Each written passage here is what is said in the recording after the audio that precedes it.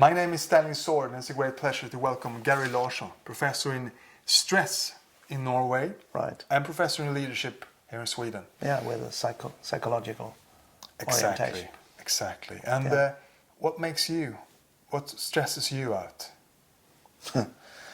You seem calm here today. Yeah, If I check your pulse, it's pretty low. yeah, pretty low. Yeah, I'm very performance oriented.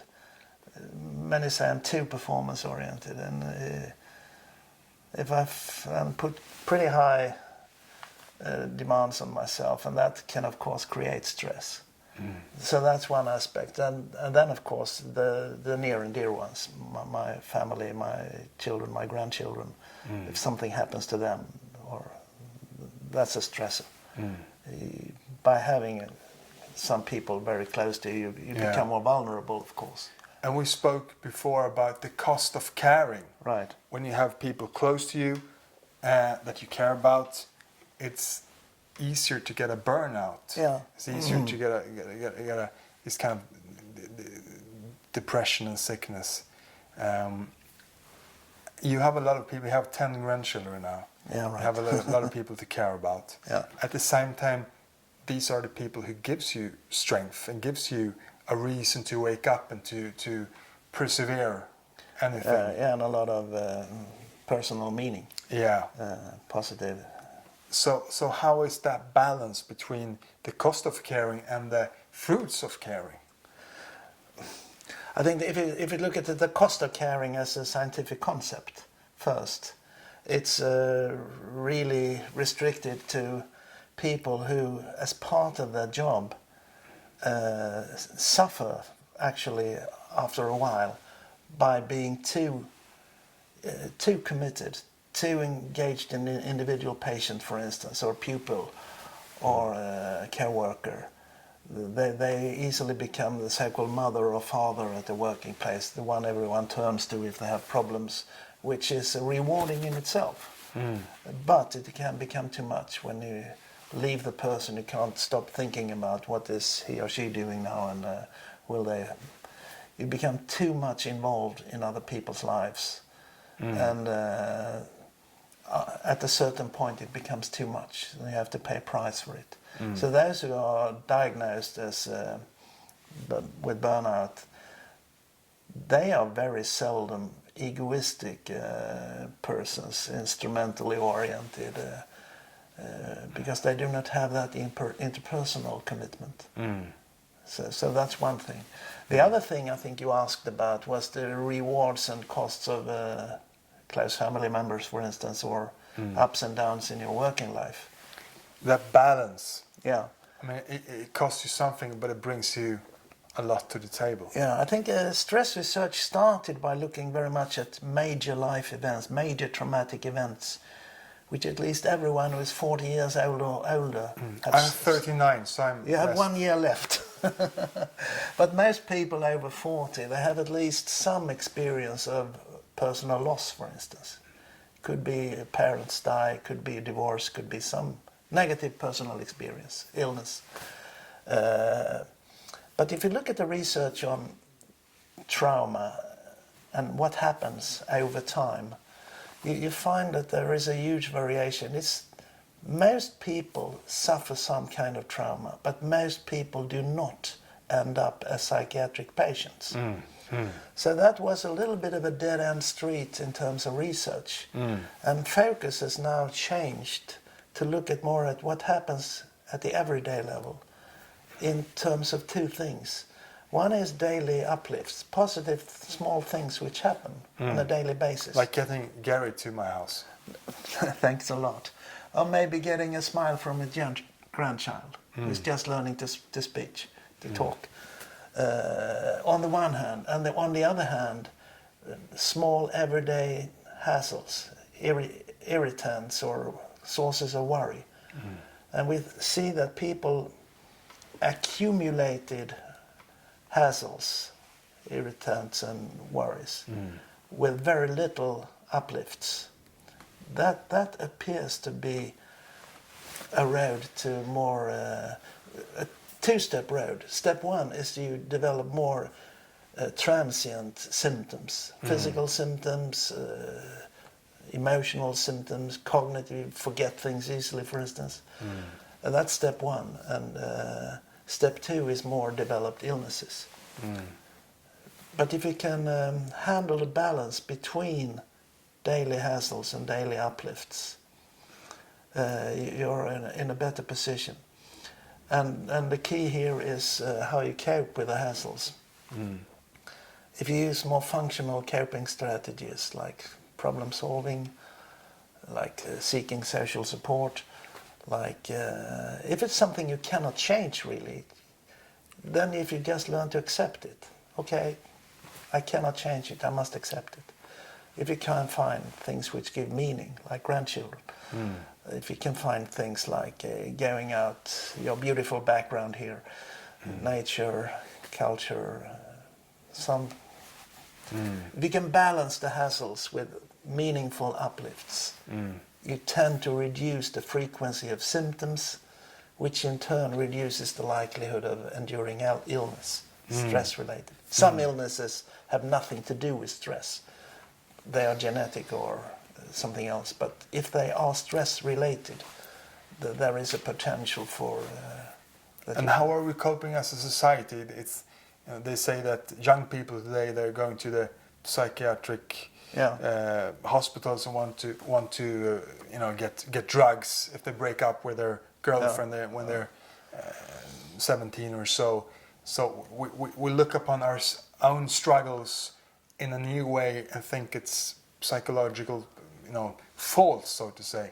How has that shifted during the last decades? I think it has a lot to do with the general development of society. That in developed countries, fewer people are starving or really have to struggle to get enough food, for instance. We have more time for ourselves. And that's one thing. I think that's one good thing about the change you mentioned. It's not as traumatizing to admit that I have psychological problems. And that can be a relief. On the other hand, it can be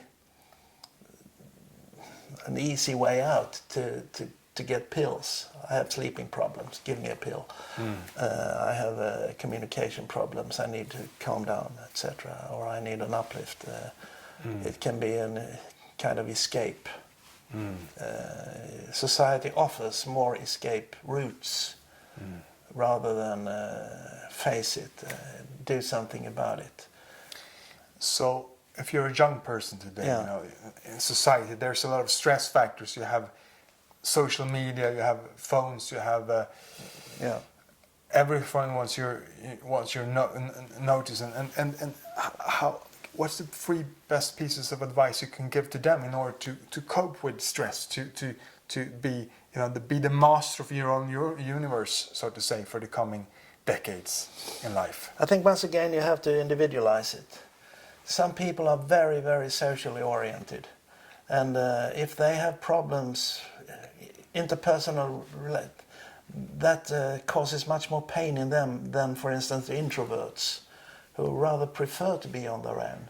So you have to individualize the guy. But there are some, I think, evergreens.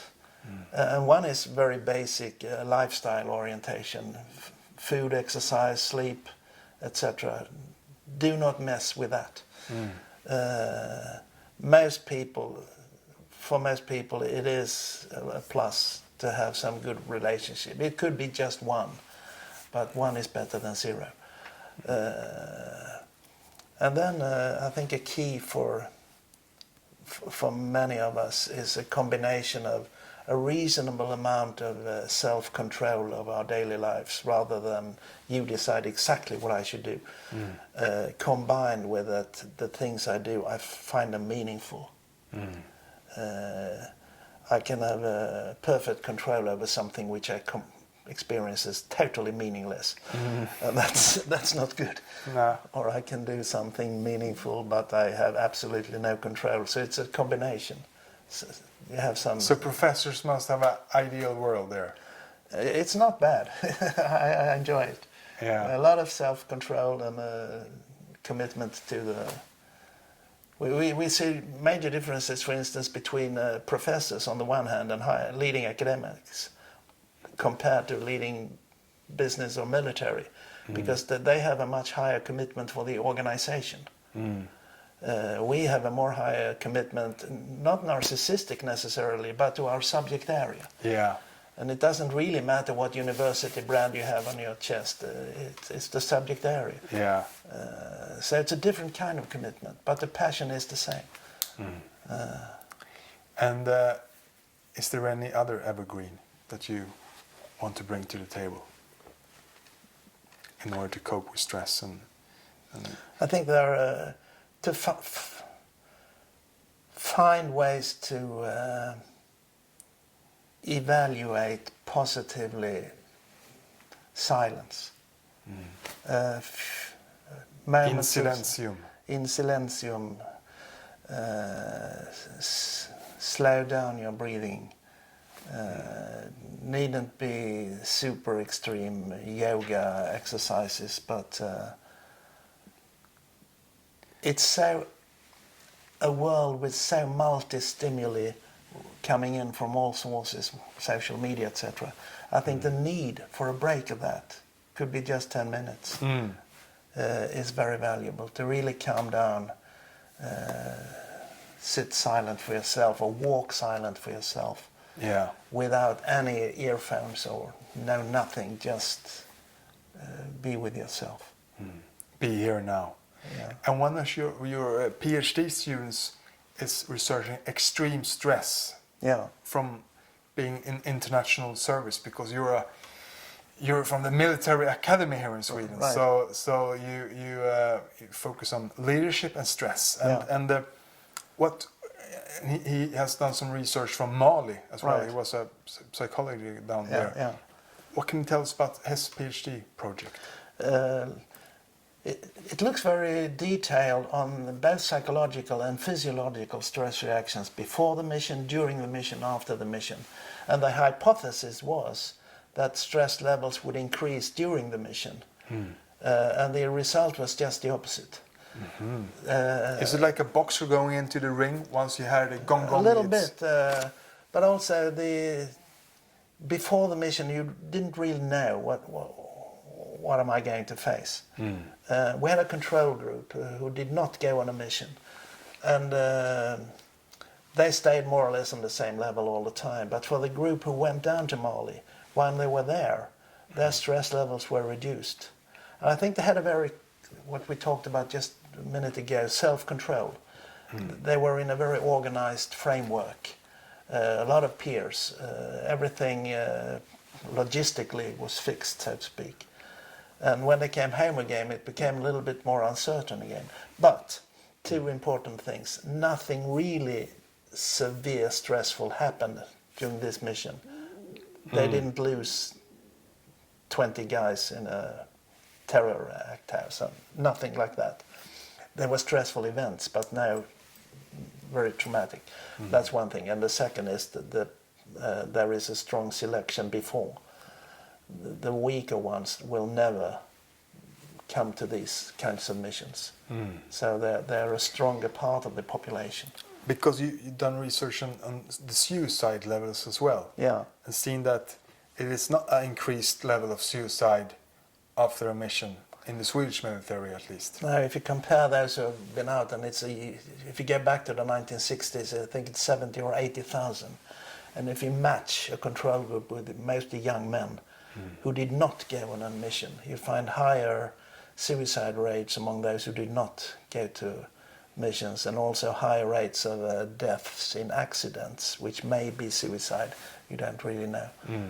So, and from your research on suicides, what are we able to do to prevent it? It's a lot of everyone we lose. It's one too many, so to say. Yeah. How should we prevent suicides in families, in society, in at schools, etc.? Well, that's a huge question. Zero vision. I think at the more social level, there are tendencies in modern society which tend to repeat themselves over time.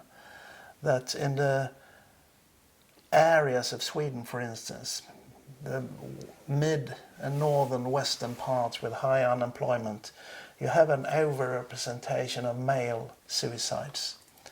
And maybe this emphasizes kind of crisis on part of men. We are supposed to fix the family economy, etc. And many of the women move away from these areas. They go to the major cities, so they're left with a lot of men. And there is a tradition. If life is hard on you, they all know, my uncle did it. It tends to repeat itself. And there are a couple of countries, at least this was the case in the 90s when I did a study. There were 3 countries in Europe which were overrepresented. And that was Hungary, Estonia and Finland. Mm-hmm. And what do these countries have in common? A hard language. Very hard language. But they have some kind of historic common origin. Came from Asia somewhere. And I wouldn't say that it's genetic, but it could be that they have developed traditions where particularly men have a hard time to talk about negative feelings, since it repeats itself. The pattern among women, at least 20 years ago, was a little bit different. They were overrepresented in the richer parts of Sweden, which maybe emphasized the double stress of being in a career on the one hand and being a good mother on the other. So the patterns were a little bit different. And in Norway, you have a PhD student that focuses on the male violence on women.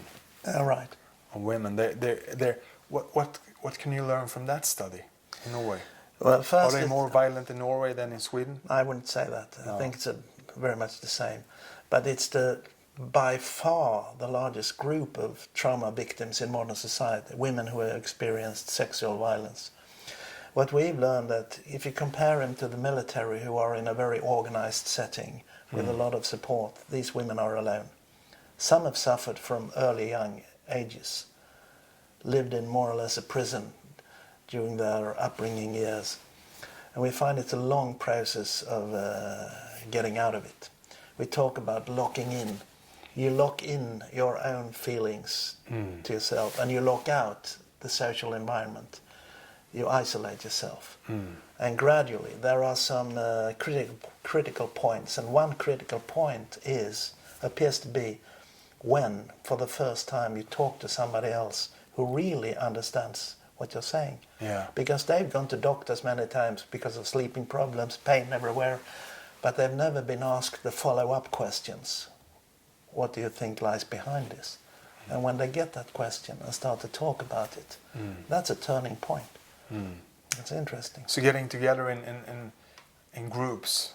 Yeah, it could be a group, but it could also be just one individual. But something happens when you start to open up. Yeah. And gradually, you dare to go to the shop, you dare to take the bus, go out and look for a job, go with a friend to the movies, etc. But it takes a long time. And then you have one PhD student who works on the loyalty problems. Yeah. Choosing between going in an international mission and taking the risk to be killed, or choosing to stay at home with your family. Yeah. And these are the choices in everyday life that stresses most people as well. Yeah.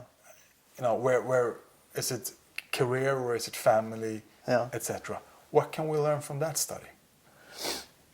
I think you can learn that when it is a military officer, it's more extreme. It's not just going to another country and work there for 3 months or so and then come back, which is predictably pretty safe physically. Here it's predictably potentially life dangerous, at least. And that makes you,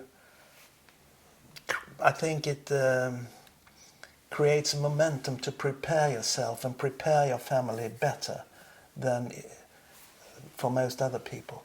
That you really discuss through what happens if I die, if I come back with a severe physical disability.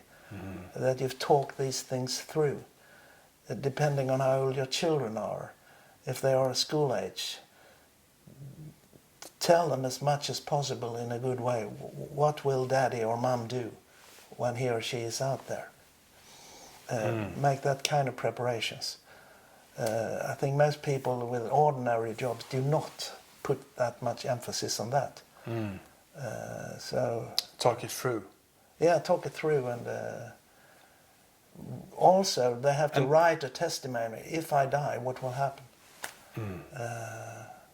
And how are people able to do that choice? Because it can't be a group choice, so to say. It's an individual. Whether to go or to stay, and how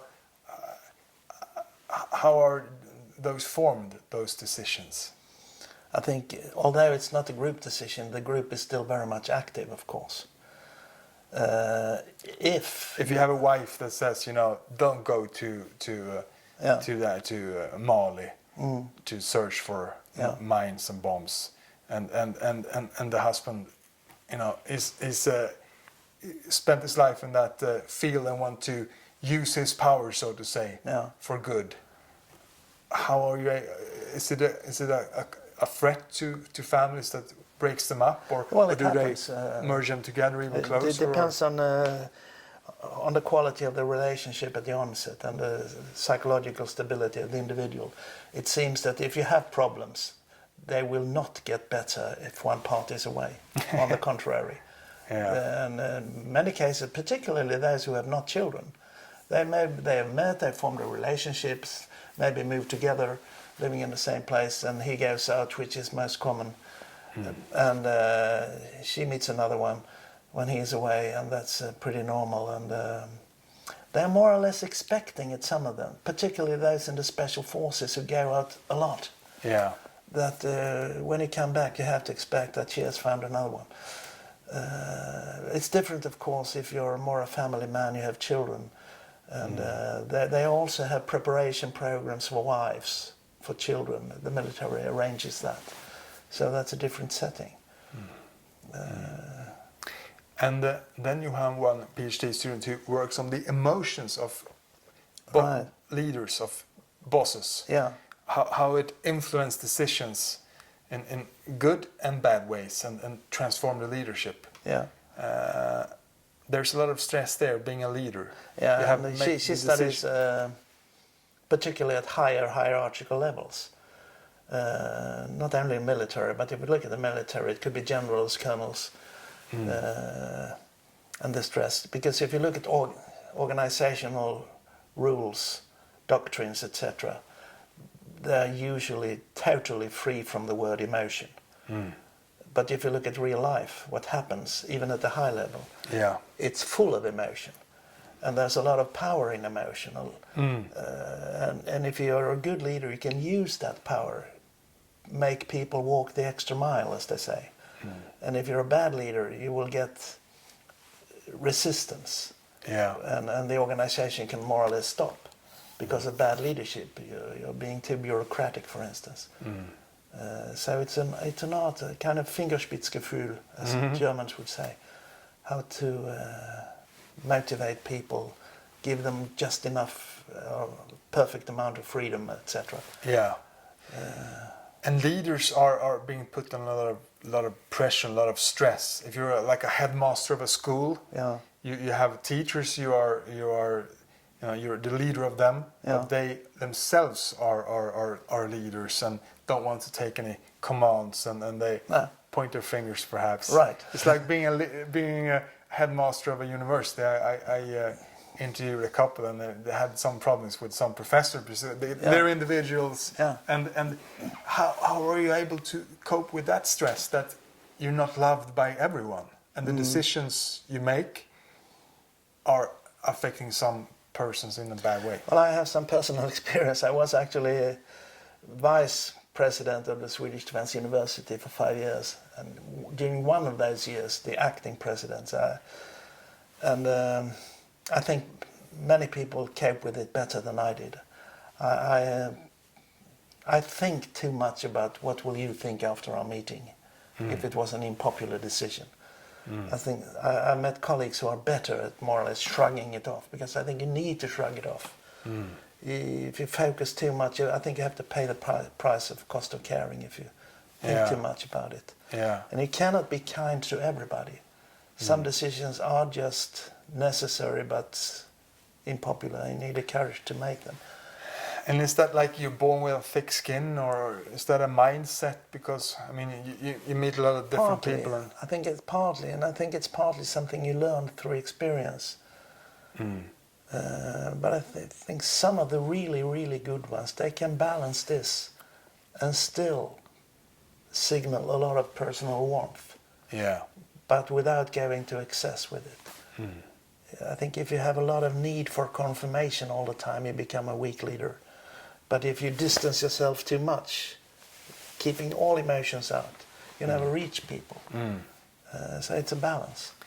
And if you take stress on extreme, it's in military situations. If you're like in the Vietnam War and you go out into battle, into the jungle, you don't know whether you will come home or not. The trap mines and then after a while, some people seems to be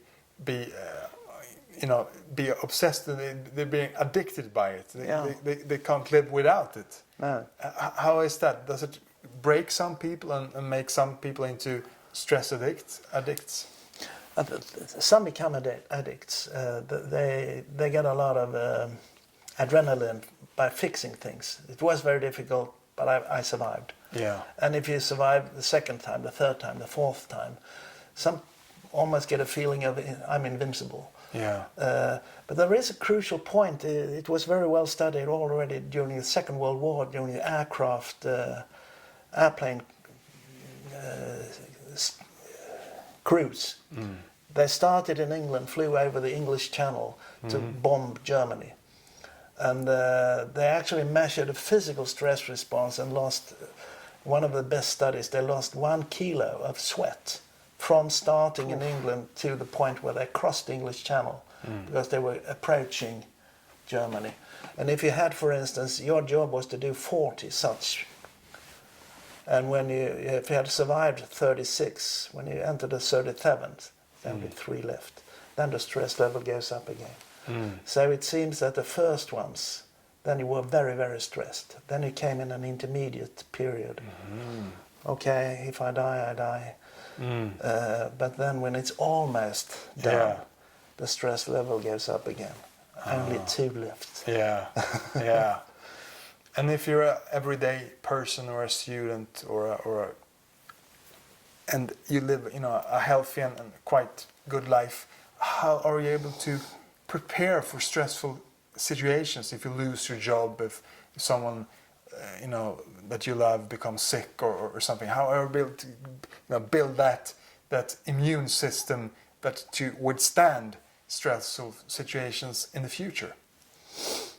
Once again, big individual differences. I think by and large, I think we are more vulnerable in a way now when this does not happen to most people very frequently, compared to the old days when many children die very young. They were living in a society where more or less expected bad things to happen. Medicine wasn't nearly as developed as it is today, for instance. So when something bad happens, it's a bigger shock for many people. But once again, human adaptability is never-ending source of surprise. But some do better and some do worse. And I think one key aspect at the individual level is emotional stability. If you're emotionally stable. And the second one is social network. If you have a good social network, if you're not alone. But some... So standing together you're stronger than standing on your own. Yeah, for most. Although not for everyone. And emotional stability, how do you build that in order to withstand the storms of the future? I think you have to go all the way back, really, to the early childhood years. If you grow up in a secure family situation, or if it's very traumatic, that some of the wounds are probably very difficult to repair at a later age in some cases. But if you grow up in a fair, adapt reasonably in your challenges, school, early work, etc. You have a very good starting point. And what's the positive aspects of stress? Because it kind of gets you on that extra edge. Right. makes you do stuff. Yeah, it creates a lot of motivation. It creates a lot of adrenaline. Yeah. And for well-defined tasks like in sports, it would be impossible to do peak performances without stress. You have this well-known inverse U relationship. Too little is not good, too much is not good. There's an optimum level of stress. And that can be different for different persons, but the top performers, they can stand quite a lot of stress before the curve goes down. Yeah. And they know it, and they find ways to balance, optimize their stress level before competition. They know that if I'm too relaxed, I will not do my best. You can't be too pepped or too relaxed.